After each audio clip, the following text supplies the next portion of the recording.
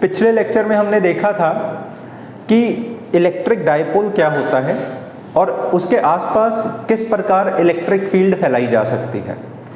आज की क्लास में हम देखेंगे कि इलेक्ट्रिक फील्ड जो उस इलेक्ट्रिक डायपोल ने फैलाई थी उसको कैलकुलेट कैसे करते हैं। ठीक है, आज के लेक्चर में हम बेसिकली 2 से 3 एक्सप्रेशंस डिराइव करेंगे। इन एक्सप्रेशंस के पेपर में मिलने के चांसेस बहुत हाई रहते हैं। मतलब हम चाहे स्कूल एग्जाम्स देखें, चाहे हम बोर्ड एग्जाम्स देखें, हर एक पेपर जिसमें इलेक्ट्रोस्टैटिक्स आपको मिल रहा है उसके अंदर इन 2-3 डेरिवेशंस में से एक क्वेश्चन तो निकल ही जाता है। ठीक है, तो बड़े ध्यान से सुनना, इजी है डेरिवेशंस। जिन्होंने पिछले लेक्चर्स मेरे सुने हैं वो बड़े आराम से इन चीज़ों को कनेक्ट कर जाएंगे। Okay, now let us start with electric field due to an electric dipole. तो बेटा हमने देखा था कि कोई भी electric dipole negative and positive charge की पेयरिंग से बनते हैं। ठीक है, जब भी कभी भी एक नेगेटिव और पॉजिटिव चार्ज जो कि इक्वल मैग्नीट्यूड के होने चाहिए, मतलब अगर ये मैंने 2 कूलम का लिया तो ये भी 2 कूलम का होना चाहिए, इनको जब हम एक बहुत ही छोटे डिस्टेंस पर रख देते हैं तो ये एक इलेक्ट्रिक डायपोल कहलाता है। इस इलेक्ट्रिक डायपोल की इफेक्टिवनेस, इस इलेक्ट्रिक डायपोल की जो इफेक्टिवनेस है वो P से डिनोट की जाती है और इस P की जो डायरेक्शन होती है वो डायरेक्शन नेगेटिव से पॉजिटिव की दिशा में होती है। ठीक है, हमने ये भी देखा कि ये जो P जिसको हम बोलते हैं डायपोल मोमेंट और इफेक्टिवनेस ऑफ अ डायपोल, इसका फॉर्मूला होता है Q × 2a। ठीक है, ये वो इंफॉर्मेशन है जो पिछले लेक्चर की एंडिंग में हमने डिस्कस की थी। आज की क्लास में हम देखेंगे कि अगर ये डायपोल कि मेरे को किसी पॉइंट पर इलेक्ट्रिक फील्ड कैलकुलेट करनी है तो वो हम कैसे करेंगे। ठीक है, सबसे पहले हम इस डायपोल के कारण इसी की ही अलोंग विद द लाइन पे किसी P पॉइंट को सपोज करके यहाँ इलेक्ट्रिक फील्ड निकालेंगे। इसके बाद हम इस इलेक्ट्रिक डायपोल के कारण किसी इक्वेटोरियल पॉइंट पे इलेक्ट्रिक फील्ड निकालेंगे।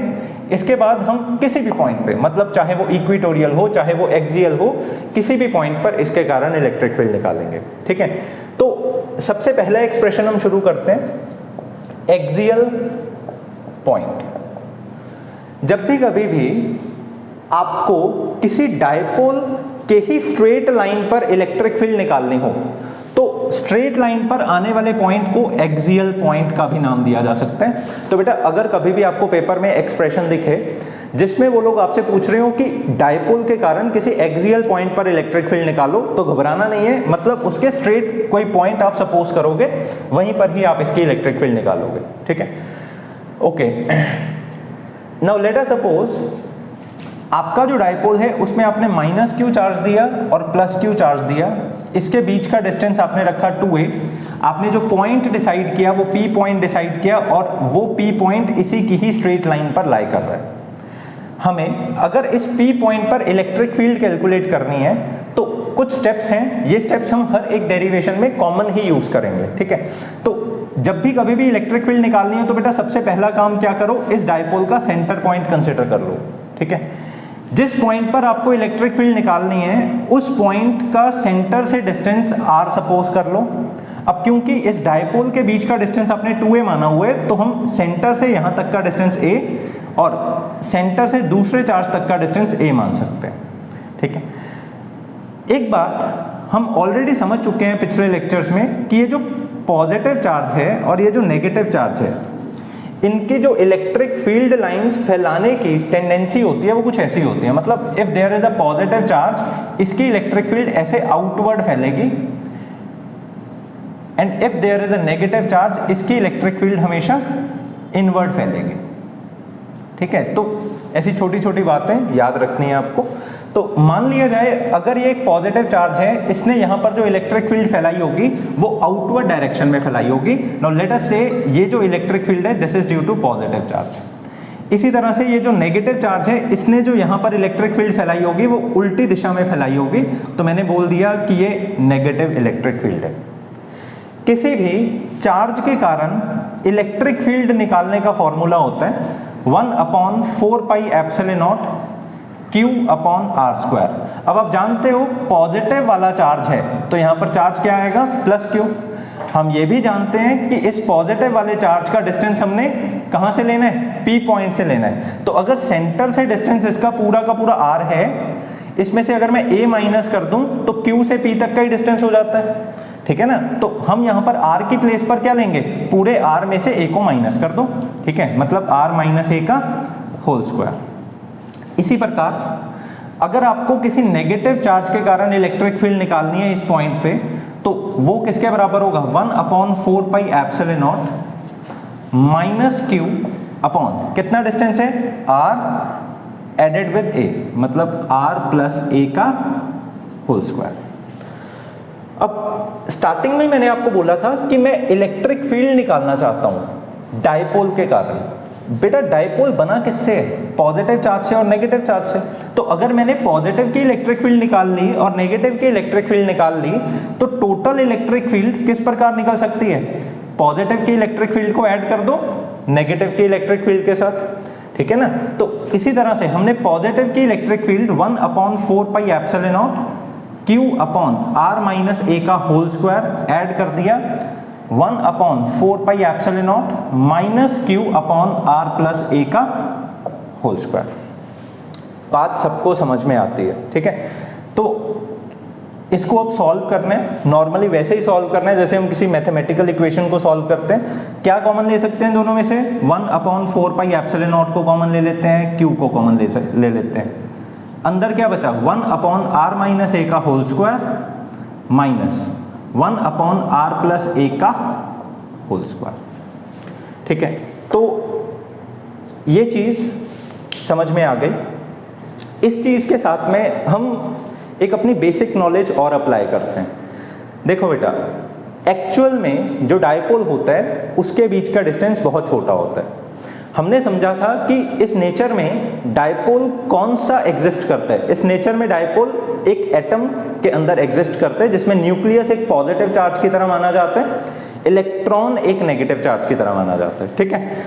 तो ये बात तो अब आपको समझ में आती है कि ये जो a डिस्टेंस है, ये a डिस्टेंस बहुत बहुत छोटा होने वाला है, किससे, r डिस्टेंस से, ठीक है ना। तो बेटा अगर a डिस्टेंस बहुत छोटा होने वाला है r से, तो यहाँ से हम आगे कैरी फॉरवर्ड करते हैं। तो अगर a डिस्टेंस बहुत छोटा होने वाला है r से, तो a का जो स्क्वायर होगा वो तो इनफाइनाइटेसिमली बहुत स्मॉल माना जाएगा r के स्क्वायर से, ठीक है। तो हम a स्क्वायर को क्या कर सकते हैं, निगलेक्ट कर सकते हैं, ठीक है। अब इसको सॉल्व करते हैं। हमारी टोटल इलेक्ट्रिक फील्ड आई थी अभी तक q/4 pi epsilon not multiplied by, अगर हम चाहें तो इस चीज का एलसीएम ले सकते हैं। एलसीएम लेने के बाद r माइनस a का whole square r plus a का होल स्क्वायर ऐसे नीचे आ गया, मतलब इन दोनों को मल्टीप्लाई कर दिया, ये चीज ऊपर जाएगी और ये चीज इधर जाएगी। ऊपर आ गया r प्लस a का whole square minus r minus a का होल स्क्वायर, ब्रैकेट क्लोज्ड। अब अगर हम इसको एक्सपैंड कर दें तो q/4 pi epsilon naught multiply by r plus a का होल स्क्वायर बन जाएगा r square plus a square plus twice of ar minus bracket closed r square plus a square minus twice of ar divided by, अब इसके ऊपर भी square लगा हुआ है, इसके ऊपर भी स्क्वायर लगा हुआ है, तो हम ऐसा कर सकते हैं r minus a r plus a इसका होल स्क्वायर ही बना देते हैं, हाँ बना देते हैं, ठीक है। तो इस ब्रैकेट को जब हमने ओपन किया तो इसके अंदर के साइंस हो गए चेंज, r स्क्वायर से कट गया r स्क्वायर, a स्क्वायर से कट गया a स्क्वायर। तो now we have got q/4 pi epsilon naught multiply by 2ar plus 2ar is 4ar divided by a minus b, a plus b क्या बन जाएगा, a square minus b square का whole square. बात समझ में लगती है। हमने ऑलरेडी ऊपर ये डिसाइड किया हुआ है कि a स्क्वायर जब भी कभी भी आ जाए उसको हम निगलेक्ट करेंगे, क्योंकि ये है क्या, बहुत छोटा, छोटे का स्क्वायर करेंगे तो वो और छोटा हो जाएगा, ठीक है। तो इसका एक छोटा सा डेमो देख लो। अगर कोई 0.1 है, मतलब ये छोटा नंबर है, आप इस 0.1 का अगर स्क्वायर करोगे तो दैट विल बी 0.001, मतलब और 0.01, ठीक है ना। तो स्क्वायर करने में बेटा चीज़ और छोटी हो जाया करती है, ठीक है। तो बात समझ में लगती है। अब a स्क्वायर को कर देंगे निगलेक्ट, हमारे पास में total electric field I Q into 4A into R upon 4 pi epsilon not into A square तो निगलेक्ट हो गया, तो R स्क्वायर का स्क्वायर क्या बन जाएगा, R रेज़ टू पावर 4। इस R से हम नीचे वाले को कैंसिल आउट कर देंगे और इसकी प्लेस पर 3 आ जाएगा। हमारे पास क्या बना, हमारे पास बना 4QA upon 4 pi epsilon naught R cube. बड़ा ही इजी एक्सप्रेशन है, ठीक है, पर देखने में बात ऐसे लगती है डायपोल की इलेक्ट्रिक फील्ड निकालनी है, पता नहीं कैसे निकालनी होगी। ठीक है, कुछ भी नहीं करना बेटा, डायपोल बना चार्जेस से है, तो डायपोल की इलेक्ट्रिक फील्ड मतलब चार्जेस की ही इलेक्ट्रिक फील्ड है। ठीक है, तो आगे बढ़ते हैं। एक चीज हमने और सीख रखी है, आज के स्टार्टिंग ऑफ द लेक्चर में भी हमने सीखी थी और पिछले लेक्चर में भी, कि ये जो डायपोल मोमेंट है ना, मतलब ये जो P है, इसको हम Q टाइम्स 2A लिख सकते हैं। यहां पर अगर इस 4 को मैं तोड़ दूं, इसको लिख दूं 2 इंटू 2, तो Q टाइम्स 2A तो यहां पर बन गया। तो बड़े ही आराम से हम एक और बात यहां पर लिख सकते हैं कि twice of P upon 4 pi epsilon naught R cube, ये हमारी इलेक्ट्रिक फील्ड है। तो अगर कभी भी आपसे कोई पूछे कि किसी भी एक्सियल पॉइंट पर इलेक्ट्रिक फील्ड क्या होती है, तो आप बोलोगे 2P upon 4 pi epsilon naught R cube electric field होती है। And it is a very important expression, इस पर न्यूमेरिकल्स भी आ सकते हैं आपको, ठीक है, याद रखने वाला एक्सप्रेशन है। अब थोड़ी इधर उधर की बातें करते हैं, फिर हम इक्वेटोरियल पॉइंट पर इलेक्ट्रिक फील्ड निकालेंगे। ठीक है, अब इधर उधर की बातें बेटा ऐसे है, एक बात आप यहाँ एनालाइज कर सकते हो कि ये पॉजिटिव वाला चार्ज है वो इस P पॉइंट के नज़दीक है, मतलब ये क्लोज वाला चार्ज है, और ये जो नेगेटिव वाला चार्ज है ये फार अवे वाला पॉइंट है, मतलब ये दूर वाला चार्ज है। हमने ये सीखा था कि अगर चार्ज और जिस पॉइंट पर आप इलेक्ट्रिक फील्ड निकाल रहे हो उसका डिस्टेंस कम है तो इलेक्ट्रिक फील्ड स्ट्रांग होएगी। तो मतलब इस पॉजिटिव वाले ने जो यहाँ पर इलेक्ट्रिक फील्ड बनाई है, मतलब E पॉजिटिव जो इसने बनाई है, और इस नेगेटिव वाले ने जो यहाँ पर इलेक्ट्रिक फील्ड बनाई है, मतलब E नेगेटिव जो इसने बनाई है, इनमें से E पॉजिटिव ज़्यादा है E नेगेटिव से। ठीक है, तो बात यहाँ पर क्लियर होती है, डिस्टेंस कम है तो ज़्यादा ही होगी E पॉजिटिव वाली। एक और बात समझिए यहाँ पे, अगर पॉजिटिव इलेक्ट्रिक फील्ड ज़्यादा है नेगेटिव इलेक्ट्रिक फील्ड से, तो हम एक और बात बोल सकते हैं कि इलेक्ट्रिक फील्ड एक तरह की क्या है, फोर्स है। जब भी कभी भी एक तरफ की फोर्स ज़्यादा हो और उल्टे तरफ की फोर्स कम हो, तो रिजल्टेंट फोर्स ज़्यादा वाले की डायरेक्शन में मानी जाती है। ठीक है, तो अगर E पॉजिटिव ज़्यादा है E नेगेटिव से, तो हम एक बात कंक्लूड कर सकते हैं, कि net electric field is towards P, क्योंकि नेट इलेक्ट्रिक फील्ड किधर को होएगी, नेट इलेक्ट्रिक फील्ड होएगी पॉजिटिव वाली इलेक्ट्रिक फील्ड की डायरेक्शन में, और पॉजिटिव वाली इलेक्ट्रिक फील्ड की ही डायरेक्शन में क्या है, P भी है। ठीक है, देयरफॉर P, मतलब हम ऐसा बोल सकते हैं कि जब भी कभी भी एक्सियल के कारण आपको इलेक्ट्रिक फील्ड निकालनी है, वो नेट इलेक्ट्रिक फील्ड इधर को मानी जाएगी और ये वाली डायरेक्शन ही P की डायरेक्शन है। ठीक है, अगर इतनी बात आपको समझ में आ गई तो कोई भी टीचर आपको बेटा उलझा ही नहीं सकता एक्सियल पॉइंट की इलेक्ट्रिक फील्ड में। अब अगली चीज हम सीखेंगे ट्रांसवर्सियल, मतलब इक्वेटोरियल पॉइंट पे, मतलब अगर ये मेरा डायपोल है, इसके एक ऐसे पॉइंट पर हम कैसे इलेक्ट्रिक फील्ड निकाल सकते हैं जिससे यहाँ का डिस्टेंस और यहाँ का डिस्टेंस सेम है। ठीक है, इसको फटाफट नोट डाउन कर लो, फिर हम इक्वेटोरियल पॉइंट का काम करते हैं। ठीक है,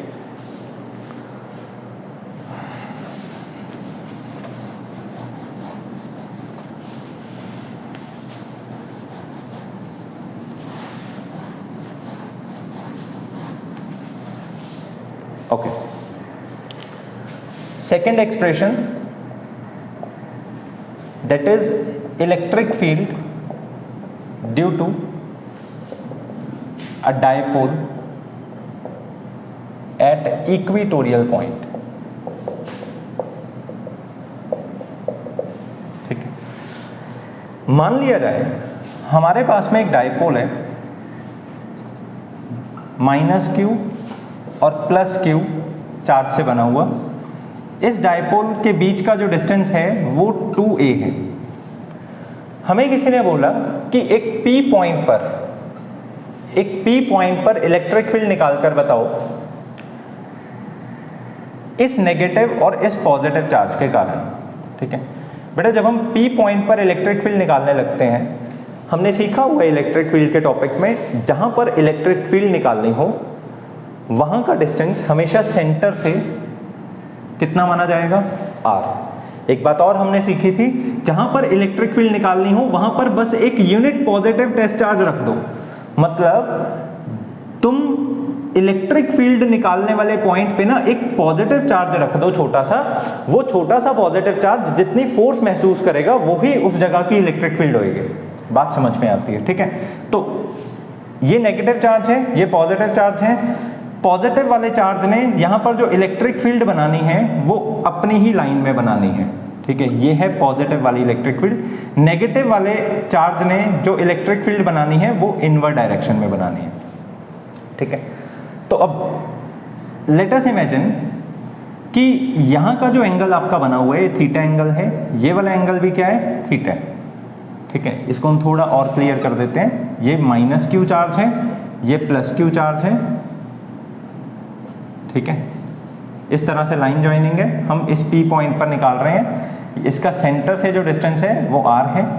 ओके, ये वाला डिस्टेंस a है, ये वाला डिस्टेंस a है, क्योंकि टोटल डिस्टेंस हमें 2a चाहिए होता है।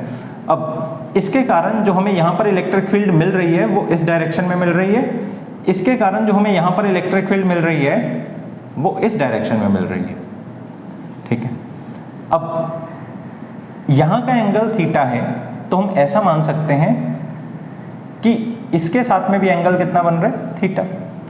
यहाँ का एंगल भी थीटा है, क्योंकि इक्विटोरियल ट्रायंगल बन गया ना। इक्विटोरियल ट्रायंगल में जो एंगल्स होते हैं वो सारे के सारे 60 डिग्री होते हैं। हम ऐसा कोई वैल्यू नहीं ले रहे हैं, हम थीटा एंगल मान रहे हैं। ठीक है, तो अगर ये थीटा एंगल है तो यहाँ पर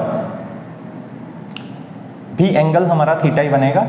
पॉजिटिव वाली इलेक्ट्रिक फील्ड इस डायरेक्शन में है, इसका अलोंग विद थीटा जो कंपोनेंट बनेगा that will be E plus cos theta. Negative वाली इलेक्ट्रिक फील्ड इस डायरेक्शन में है, इसका अलोंग विद थीटा जो एंगल बनेगा that will be also E minus cos theta. ठीक है, इसी तरह से नेगेटिव वाली इलेक्ट्रिक फील्ड का इस थीटा के परपेंडिकुलर जो कंपोनेंट बनेगा that will be E minus sine theta. Positive वाली इलेक्ट्रिक फील्ड का थीटा के परपेंडिकुलर जो कंपोनेंट बनेगा that will be E plus sine theta. अब आप अच्छे से जानते हो कि ये इक्विटोरियल ट्रायंगल है। इक्विटोरियल ट्रायंगल का क्या मतलब है, जितना इसका ये वाला डिस्टेंस है उतना ही ये वाला डिस्टेंस है, पहली बात। दूसरी बात, जितना ये हम नेगेटिव चार्ज रखते हैं उतना ही ये हम पॉजिटिव चार्ज रखते हैं, दूसरी बात। ठीक है, तो जितनी इलेक्ट्रिक फील्ड इस नेगेटिव ने बनाई होगी उतनी इलेक्ट्रिक फील्ड पॉजिटिव ने भी बनाई होगी। मतलब electric field due to negative charge किसके बराबर होगी, electric field due to positive charge. ठीक है, ओके, तो अब अगर नेगेटिव की इलेक्ट्रिक फील्ड पॉजिटिव की इलेक्ट्रिक फील्ड के बराबर है, साइन थीटा ऊपर वाले साइन थीटा के बराबर है, तो हम ऐसा नहीं बोल सकते कि ये दोनों इलेक्ट्रिक फील्ड्स तो क्या हो जाएंगी, कैंसिल आउट हो जाएंगे। तो बेटा यहाँ पर एक सबसे इंपॉर्टेंट सबक आपने सीखा कि अगर कभी भी आप इक्विटोरियल पॉइंट पर इलेक्ट्रिक फील्ड निकालने जा रहे हैं, ठीक है, तो इक्विटोरियल पॉइंट पर इलेक्ट्रिक फील्ड निकालते समय जो आपके वर्टिकल कंपोनेंट्स हैं, मतलब जो E प्लस कॉस थीटा, मतलब जो E प्लस साइन थीटा और E माइनस साइन थीटा है, ये दोनों कैंसिल आउट हो जाएंगे। ठीक है ना, तो ये दोनों कैंसिल आउट हो गए, तो मतलब यहाँ पर टोटल इलेक्ट्रिक फील्ड किसके कारण है, एक तो E प्लस कॉस थीटा के कारण और एक E माइनस कॉस थीटा के कारण।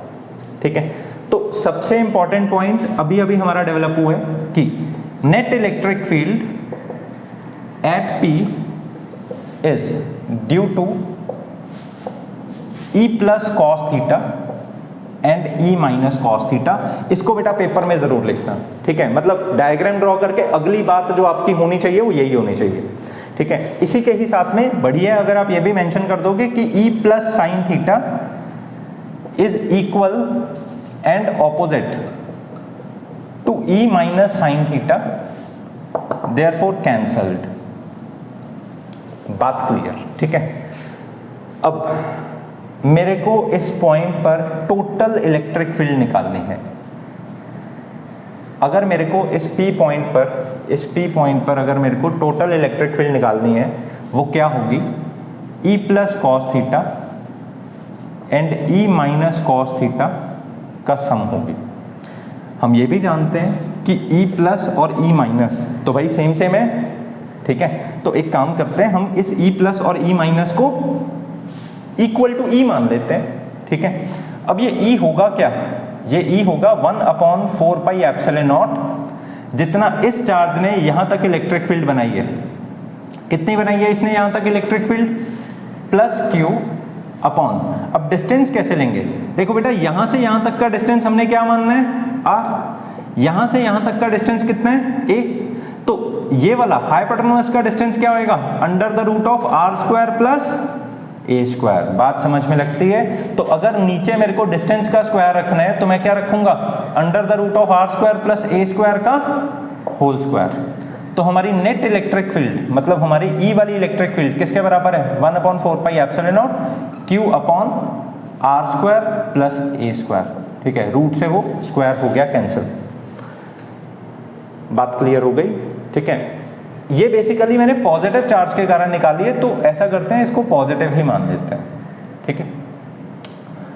इसी प्रकार अगर मेरे को नेगेटिव के कारण निकालनी हो, मतलब E नेगेटिव अगर मेरे को निकालनी हो, वो होगी 1/4 pi epsilon naught minus Q upon R square plus A square, ठीक है। This is due to negative and this one is due to positive.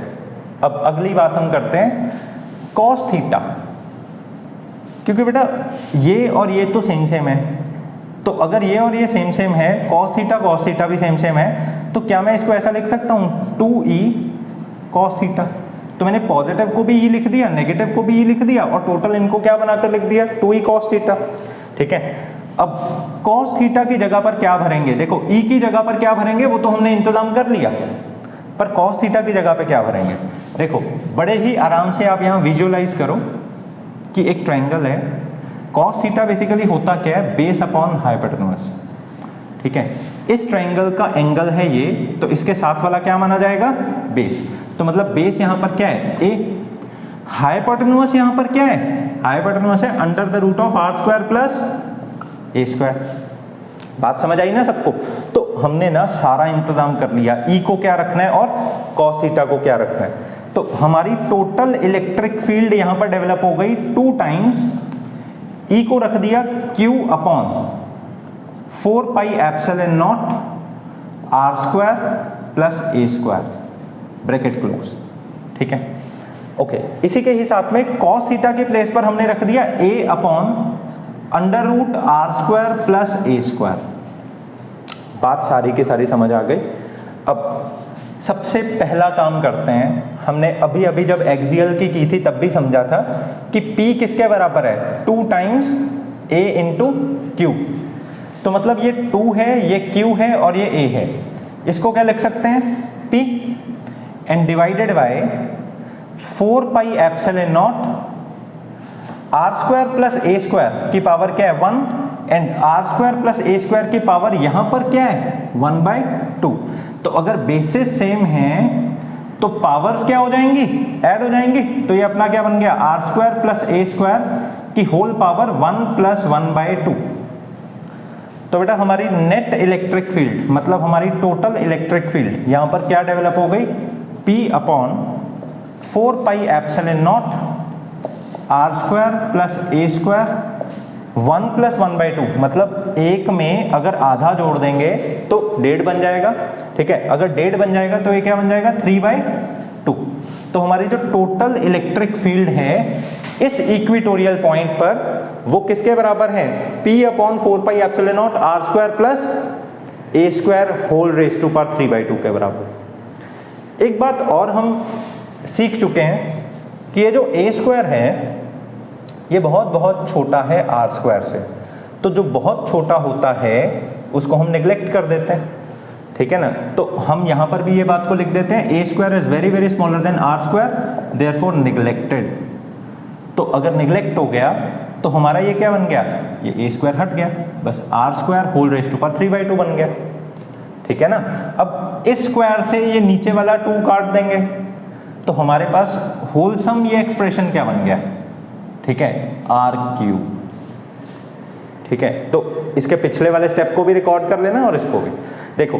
P upon 4 pi epsilon naught R cube क्या है, टोटल इलेक्ट्रिक फील्ड है, कहां पर, P point पर। ठीक है, अब हमारा रूल है, जैसे एक्सियल में हमने पहले इलेक्ट्रिक फील्ड निकाली, फिर वो इलेक्ट्रिक फील्ड की डायरेक्शन क्या है उसको भी पता किया। ठीक है, यहां पर अगर आप पता करने लगते हो तो टोटल इलेक्ट्रिक फील्ड बेटा अपने इस डायरेक्शन में होने वाली है, और इन चार्जेस का डायपोल मोमेंट किस डायरेक्शन में है, इस डायरेक्शन में। तो मतलब हमारी जो ये टोटल इलेक्ट्रिक फील्ड आई है ये opposite to the direction of P आई है। ठीक है, तो स्टार डाल के, ये सबसे इंपॉर्टेंट बात है, इसको मत भूलना। ठीक है, ET is opposite to P, that's it. Equatorial के कारण किसी पॉइंट पर इलेक्ट्रिक फील्ड एंड डायपोल के एक्सियल पॉइंट पर इलेक्ट्रिक फील्ड, ये दोनों हमने कैलकुलेट कर लिए। बात यहाँ पर यह है कि आप इसको कम से कम 2 से 3 बार प्रैक्टिस करो, ताकि जब न्यूमेरिकल में आपको अप्लाई करना पड़े तो कोई दिक्कत ना आए। ठीक है, जैसे मैंने आपको डेरिवेशन में रूल सेट करके बताया ना कि किसी पॉइंट पर अगर निकालनी है तो पहले सेंटर से डिस्टेंस r मानो, सेम टू सेम रूल्स हम न्यूमेरिकल सेक्शन में भी लगाएंगे। तो आपको ना अपने दिमाग में डेरिवेशन करते समय एक रूल सेटिंग करनी होती है कि मेरे को न्यूमेरिकल्स में भी वैसे ही करना है। ठीक है, okay, this is all for today. अगले लेक्चर में हम कुछ बातें करेंगे कि एनी पॉइंट पर कैसे इलेक्ट्रिक फील्ड निकाली जाती है। ठीक है, और उसके बाद फिर पोटेंशियल वाला टॉपिक शुरू हो जाएगा। Okay, thank you so much.